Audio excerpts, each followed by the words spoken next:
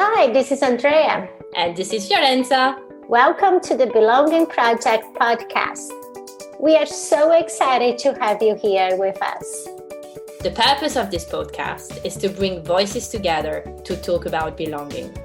Through inspiring, real-life conversations with our guests, we learn about how belonging can show up in so many different ways, what it feels like to belong, and the impact of truly belonging. In each episode, we will offer you inspirational and practical strategies to find your true voice in your life, in society, and as a leader. Let's dive in. And our guest today is Kristen Lisanti. Kristen is BCW's Chief Culture Officer, and as part of her current role, she focuses on establishing a healthy, thriving culture across BCW's global business. Kristen has developed an innovative approach to building a culture that is personal, relational, operational, and it's fusing strategies from organization design, leadership development, and change management, and also with applied neuroscience, developmental psychology, and mindfulness meditation. I cannot wait to know more about that. And previously from that role, Kristen has served in a head of talent role at Vision 7 International, where she was driving organizational change initiatives, such as prioritizing culture integration in the M&A process. And before shifting to a focus on organizational change, Kristen has spent the first 15 years of her career driving social and behavioral change through communications. And Kristen's interests and work do not stop here. She has also directed many public education campaigns on various topics, such as mental health awareness and mental illness stigma reduction, and also much more. Kristen is also a certified coach through the Neuroleadership Institute and a certified mindfulness meditation teacher through the UCLA Mindful Awareness Research Center.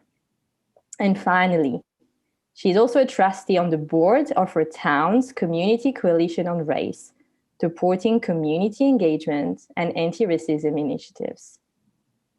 Kristen, thank you so much for being our guest today.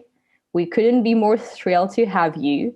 And wow, we are feeling so much inspiration from your career. There are a few big and important things that are already coming up for me around the importance of culture, change, mental health, innovation as well. Belonging is our big theme for today, as you know. But before we get into that, we'd love to know about your story in your own words, if that's okay. Sure. Well, you've summed it up beautifully. Those are the milestones, I suppose. My work, as you mentioned up front, Fiorenza, is really a mashup of all of the different interests that I have and all of the different experiences that I've had. So I did start out in the marketing communications industry. I'm still there. BCW is an integrated marketing communications firm. But I've moved to the operational side of the business. And I love working in the agency world because it's very challenging environment to work in. And I think that yields a lot of growth potential and opportunity. And it's an industry that is changing constantly. So that is kind of ripe, fertile soil for a coach to work in helping people level up in all sorts of ways, not only in terms of upskilling, but in terms of really growing as people and as leaders through the work that they're doing with their clients and in communications to, audiences around the world. So yeah, I bring together the mindfulness practice that's been so foundational in my own life and in my own leadership, which is completely based in neuroscience. So the way that I was trained at UCLA's Mindful Awareness Research Center is based in what we know about the brain and how the brain works and how it interacts with the world around it. And then my coaching training was also with the Neuroleadership Institute, which is all about how we use what we know about the brain and apply those lessons and those insights to how we lead teams and businesses.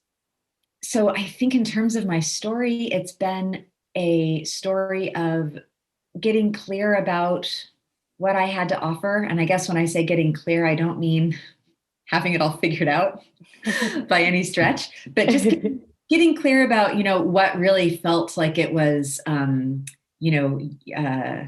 my wheelhouse and my unique strengths, and just leaning into every opportunity to develop those, and then pulling together the parts that seemed to fit those strengths and the disciplines that seemed to inform them, and offering kind of a unique cocktail of management consulting plus neuroscience plus mindfulness. Shake it up and serve it on the rocks, and that's essentially what I do. Sounds delicious. I'm curious to know, and thank you for sharing all of this. These cocktails look amazing as you are. I'm curious, what drove you to mindfulness, this curiosity to neuroscience with this piece of mindfulness that you brought to your cocktail? I think 20 years ago, the word mindfulness would have done nothing for me. Mm-hmm. I would have been turned off by it. And it was only when I was in a period of about, it was about a little over 15 years ago, I was going through stuff in my personal life. I was, in a rut professionally. I had been promoted and successful but kind of operating on autopilot. And I hadn't really asked myself any questions about what was this for, what was important to me, what did I want to actually be doing. Mm-hmm. I just kind of fallen into a track, and I had accelerated on that track. And it was actually a therapist who, because I kind of had an existential crisis, like who am I, what am I doing here, around the time I was turning 30. And my therapist, after a while of counseling, I love therapy. I'm a huge fan of it. I recommend it to everyone. She said to me, I think therapy is helping you, but I think what you really need to do is develop some kind of personal practice for working with your thoughts and working with your internal narratives. And so she directed me to a mindfulness course that was being offered nearby. And I went and took this, 8-week course. And I came back to her and I said, you know what, I think that this is really something, and there's really something in this for me. And I'm starting to have some new insights about what are some of those old ruts, old patterns of thinking, old stories that I've gotten stuck in. This was really the right time. Thank you so much for bringing it to me. And she said, I've been telling you that you should do this since you walked through my door. And it was only a year later that you were able to hear it. Right. So I think that there were probably lots of signs that I needed to do some digging, but you're just not ready until you're ready. Mm-hmm. Absolutely. But it was a need. I had to be in need in order to open myself up to something like mindfulness in the first place. And I found it to be very practical, very pragmatic way of approaching life. And I think it has still has, it's gone pretty mainstream at this point, but I think that there's still a lot of misconception around mindfulness being a mystical thing or something that is, new agey or hippie granola stuff. It's just, it's just the opposite of mindlessness. That's all it is. It's just paying attention to what we're paying attention to. It's no more technical or special than that. It's really quite simple. But the practice of it is very challenging and incredibly rewarding.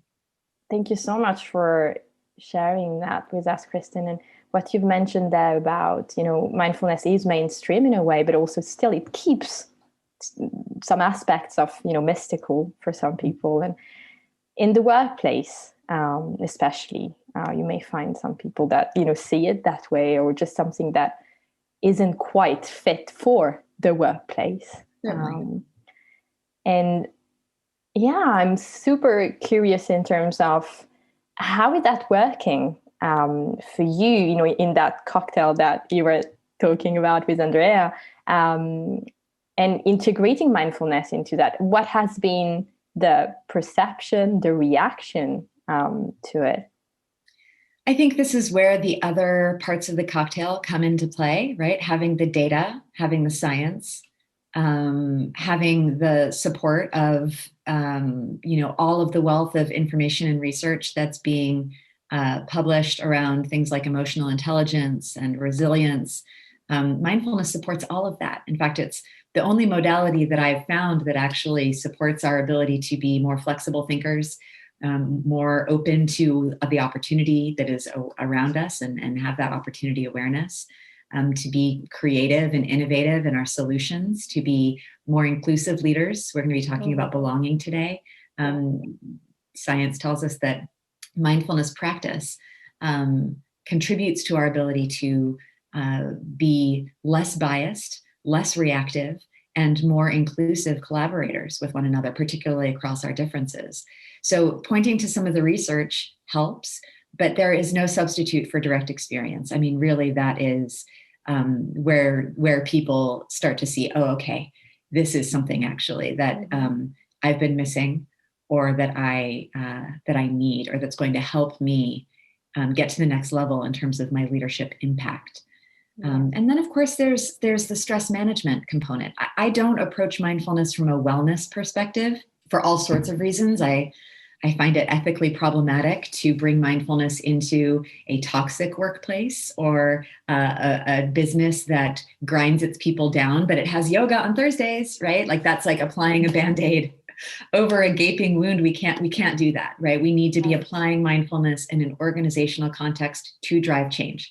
Right? So everybody who engages with the mindfulness leadership program that we have at BCW, which we call Leading Above the Line, everyone who goes through that program, yes, they are engaging in a daily mindfulness practice that they're taking on, starting at 5 minutes a day. It's very introductory, so open to beginners. You have to have no experience, is perfectly fine.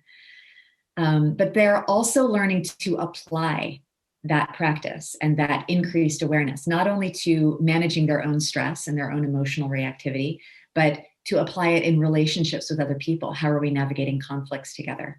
How are we staying open to opportunities? How are we looking for and mitigating the bias and the injustice that exists within any organizational framework, and addressing those problems eyes wide open?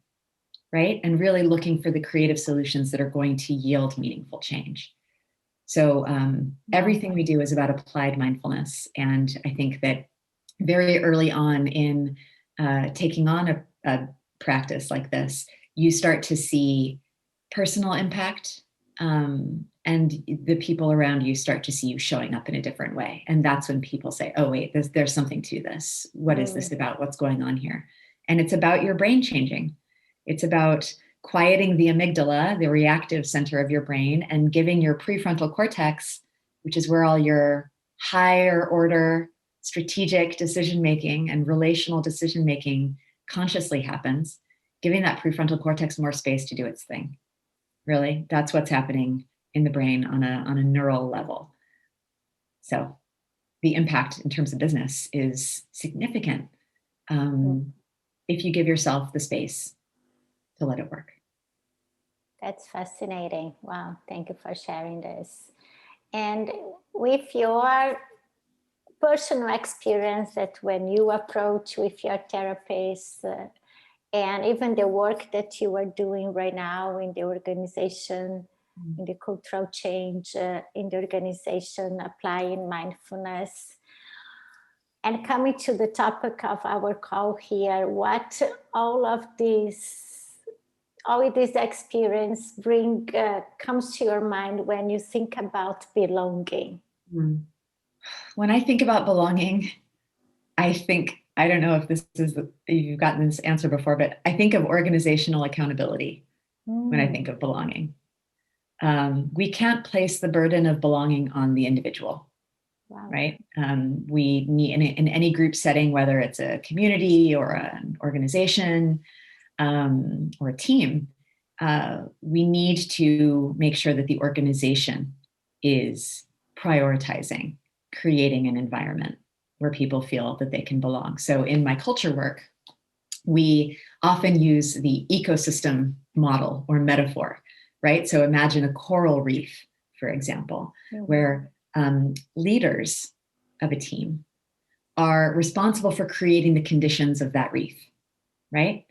They set the conditions that allow every member to show up as themselves, to offer their unique contribution to the ecosystem, and to be recognized and rewarded for doing that, for making that contribution. That's how I think about belonging.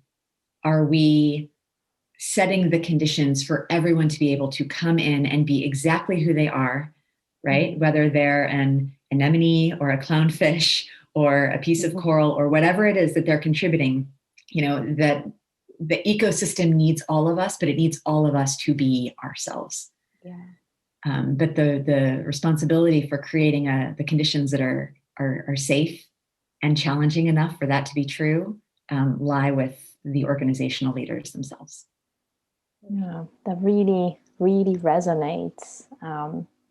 Could you tell us about the first time where you felt that you belonged or that maybe you didn't belong? Well, I think it's important to start by recognizing that my privilege as a white, straight, cisgender person from a middle-class background allows me to belong in most places in the world. I have never known what it's like to be the only person like me in the room. So belonging for me is really about, I had instances in my life kind of more less pernicious than the institutional lack of belonging that so many experience. I was bullied as a kid and in all the boring ways that many kids are. I've always, as an adult, I've been exceedingly independent as a person, as a professional. I kind of stand on my own. And that's probably because in my work, I'm a change agent, right? What I do is I come into organizations and I help them change, which means that I am by nature not going to fit existing paradigms. That's just the way it is in my line of work. And I think if you're doing anything interesting, that's probably what it's going to be like for you too, simply by virtue of what you're trying to do. So in terms of my own experience with belonging throughout my life and in my work, it's critically important for me to find those people who understand what I'm trying to do. And usually they're trying to do the same. And we stick together, right? And we find belonging with one another in terms of communities that are working toward change. That's where I feel I belong. It has much less to do with our backgrounds, how we look, how we think, and it's much more about kind of mission alignment, right? What are we here to do together?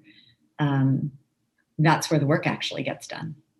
What, for you, Kristen, what are the factors that are important in the picture to feel like you belong? The first factor for me is if I can show up and be myself, right? And do the work in the ways that make sense to me. So there's a quality of autonomy, right? That allows me to feel like I belong. If no one is micromanaging me, if no one is telling me how to do every little thing, I will feel like I have the space to move in the ways that are natural for me and that are most effective for me. It's very important that I feel connected. And I think that most people feel connected to some mission of whatever group or organization that they're a part of. What is the purpose of this group? What is the challenge that they're taking on? I think that sense of purpose is really important for us in terms of generating belonging among a team. And it doesn't necessarily have to be an altruistic purpose in terms of making the world a better place, but what is your team oriented toward? What are you trying to accomplish together? What is success going to look like, right? Having a galvanizing mission that's going to that take the whole group forward. And then finally, I need to be growing. I need to be growing. If I'm not growing, it means some aspect of that safety to be myself, or some aspect of that challenge is off. And it's not a place I want to be. Every job I've ever left, it has been because I had stopped growing there. And I always tell colleagues and my coaching clients, when you have stopped growing somewhere, it is time to go. And either you will make that decision or the organization will make that decision. But that's okay. Go and grow somewhere else, right? That's what we're here to do. So those are the big three for me. Yeah. Really resonates with knowing when we got to the end of a growth journey at a company, or in a place, and I feel that sometimes it can take courage to recognize that, because we may feel comfortable, or we love the place, we love the environment. And I'm curious in terms of whether you see any different factors coming into the picture, of belonging when it's in the personal sphere. No. I think we need the same things everywhere we go in the world. A big part of my work is focused around helping organizations remember that their people are human beings, and they don't stop being human beings when they come into the organization.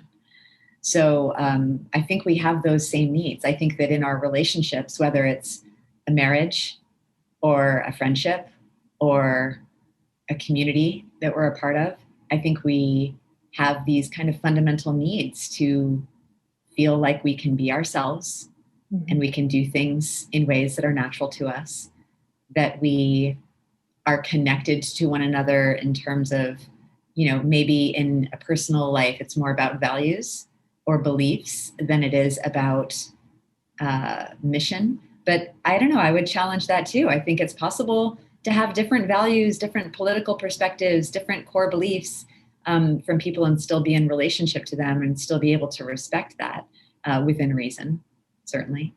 But then I also think that growth is still an important part of our personal relationships as well. Part of the reason I'm not on Facebook anymore, sorry, Facebook, is that, I think that whole model, for example, is all about the idea that like you're supposed to hang on to all of your relationships throughout your life, right? Like when I was on Facebook, a good portion of my feed was people I went to high school with, but those relationships are not growing me anymore. Right. And I wasn't contributing to their growth. It was all very much of a different time in my life. And I believe we're supposed to shed those relationships, and we're supposed to enter into new spheres that challenge us in different ways. So, yeah, I think even when it relates to the personal life, I think that we need the very same things. And then again, I mean, it takes a lot of courage to shed those relationships and spheres and move on to new ones. It's true. And it does involve, you mentioned just a moment ago, the idea of comfort, right? We can become very comfortable. Yes. And that means that, we are not seeing the ways in which our comfort might in fact be to our detriment, right? Holding us back, in fact, from what's out there. So that's, again, just bring it back to mindfulness and the brain. Being able to see the ways in which our brain is designed and wired to keep us safe, right? That's the whole purpose of many of our brain's functions, is to keep us squarely in our safety zones to help us survive, right? So mindfulness practice in terms of growth and transformation, which is how we apply it at BCW, is about recognizing, oh, okay, this thought or this impulse or this behavior of mine is actually holding me back, rather than allowing me to step into what is, yes, maybe a little scary, maybe a little uncertain or ambiguous, but these days, what isn't, right? We need to be able to develop I'm not going to use the word confidence, because it's not always going to feel like confidence. Some days confidence is just too much to ask for, but we need to develop the wherewithal and the kind of trust in ourselves, right? That we can handle it, that we will be able to, even if we make a misstep, even if we fail at something, we'll be able to learn from it and fail forward. So developing that sense of trust within ourselves to be able to take those steps forward. I think it requires courage, but you're not always going to feel courageous. You're not always going to feel confident. And you should take those steps anyway, because you can do this. It reminds me the Brené Brown quote that she says, integrity is choose courage over comfort, is choosing what is right over what's fun, fast and easy.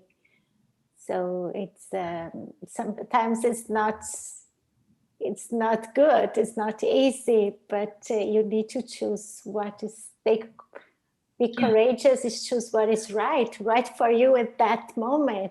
Even saying no, like saying no to groups, saying no to Facebook, or in order to expand, to grow. I love that, Andrea. Thank you for sharing that with me. I think that, and it begins with really a strong sense of self-awareness. This leadership development program I mentioned a moment ago, we spend the first it's a 12-week program. It takes a quarter that you go through, and you're developing this mindfulness practice all along the way. And the first 6 weeks of the program are about the leader. Yeah. And some of my leaders will say to me, but why? I thought this was a leadership program. I'm supposed to be learning about how to lead other people. But we have to start with ourselves. If we're not starting with a strong foundation of self-awareness, forget it. You're not leading anybody anywhere, because you don't know what's going on within you. You're not seeing the ways that your stress is leaking out onto everyone around you.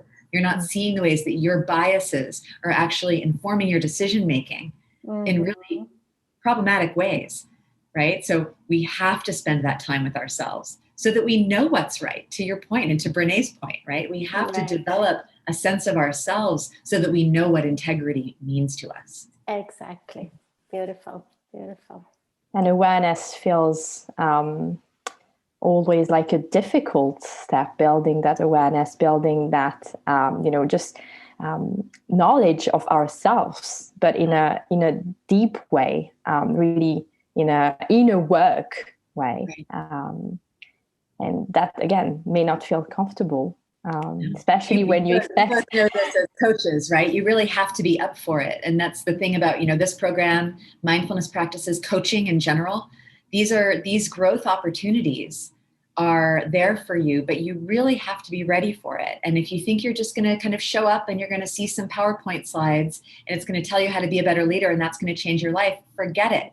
That's not how it works. You have to put in the work, and it means facing ourselves, particularly if you're doing it through a self-awareness practice like mindfulness, where you sit down to practice mindfulness meditation. The first thing you run into is your own neuroses, right? All your own stories, your anxieties, your inner critic, all of that.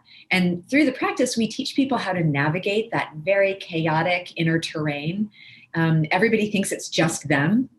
So we do a lot of normalizing around it's not just you. My head sounds like that. Your head sounds like that. His head sounds like that. But none of us are open about that. So doing this learning and this work in community together is so important, because people realize, oh, it's not just me. I'm not broken. Yeah. I am in good company, and I'm in a supportive environment. Again, going back to that sense of belonging and that ability to feel safe and supported for being exactly who you are. That's how people grow. So that's one of the key elements of the ecosystem we're creating at BCW, is this sense of, we know you're not perfect. We know you're in progress. That's the point, right? So come and do the work here and be supported. Take on this challenge. It's a massive challenge, but you're in a safe space to do it. And your potential is limitless if you do. Absolutely. Yeah. The power of community in that experience of practice. I've seen it as well in mindfulness courses that I've facilitated one-on-one versus in group settings. And in the one-to-one, you have the person sharing similar thoughts and experiences, but then it's just you, and you are in that facilitator role. You're not experiencing it at the same time. And I did feel that when the people were in a group setting within a community, hearing it from others just had so much more impact, almost like just taking off a weight, If we look at the origins of mindfulness meditation. There are many different faith traditions that include contemplative practices, of course, but mindfulness meditation comes directly from the Buddhist tradition. And in that tradition, there are what are called the three jewels. So there's the Buddha, which is you, the practitioner, mm-hmm. the Dharma, which is the teachings or the practice. And then the third is the community, or what's called the Sangha.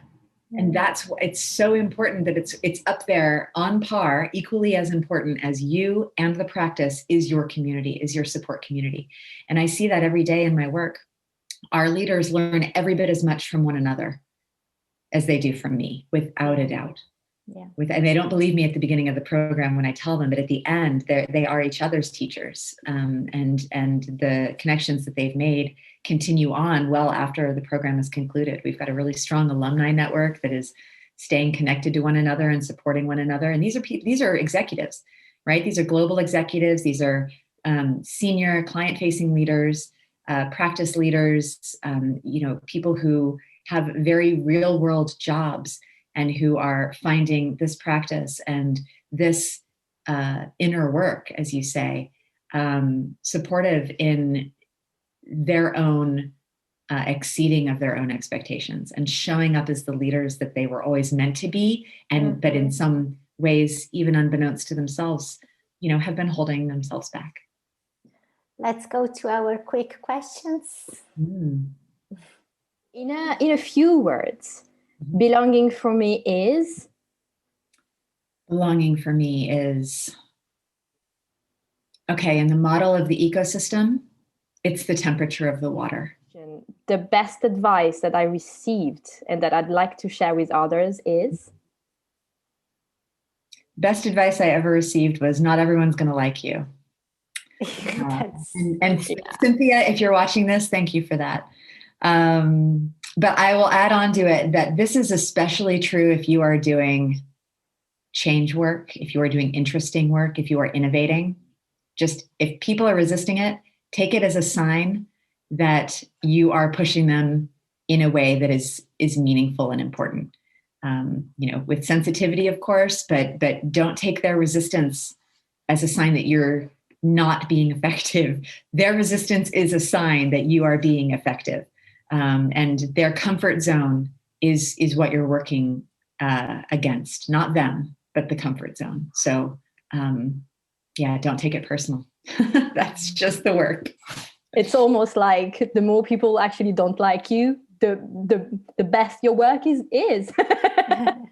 The more they resist, probably the higher order of change you're asking them to engage with, right? So it's like we always talk about, if you get a no, you have to just listen to the nuances of that no to know how to go back at it, right? From a different angle, with a little bit of a fuller perspective, with greater sensitivity as to where those concerns are.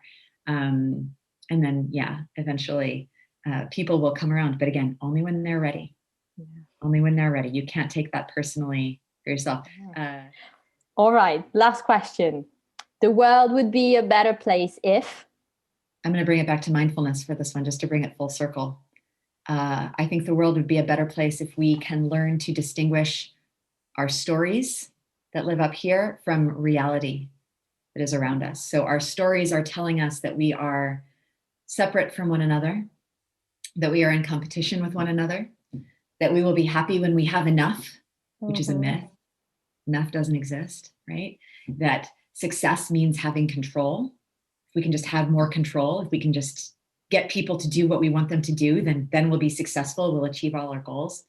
The reality is none of those things. Those are stories, those are programming, right? That we're carrying, that we've inherited, we've learned them. But the reality of this world, the reality of our work, is that we are all connected to one another. We are all members of this ecosystem together. Everything changes always, right? People come and go. Things are always shifting. The world is volatile right now. Guess what? It's going to be volatile 5 years from now for totally different reasons, right? Everything comes and goes. The only thing we can control is how we show up. That's the reality. So if we can, I guess my mission in life is to help people distinguish between that story and reality, and apply that insight in their lives and in their work. Wow, Kristen. Wow, wow, wow. I could be here forever talk with you. Such a rich conversation. Me too. Thank you so much for having me. What a pleasure. What an absolute pleasure. Thank you for listening to the Belonging Project podcast. We hope you enjoy our deep dive into belonging and listening amazing stories from our guests. We'd love you to share about the Belonging Project with your friends and colleagues. And also, we'd be delighted to connect on LinkedIn and share more about our experiences. Thank you again, and stay tuned for the next episode.